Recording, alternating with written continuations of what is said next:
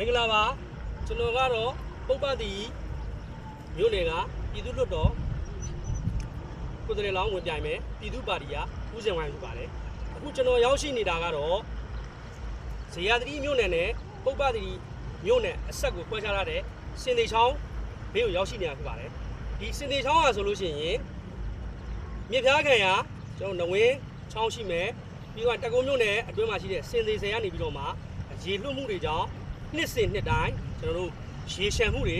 ဖြစ်ပေါ်ပါတယ်ပြီးခဲ့တဲ့နှစ်ကတော့ကျွန်တော်တို့ကင်းသာဆယ်ကျိုးမှုကြောင့်ကျွန်တော်ရေတော်တော်လေးဒီမှာ9ပေလောက်ထိလွှမ်းသွားတာမျိုးရှိပါတယ်အခုဒီမှာလဲဒါမင်းညက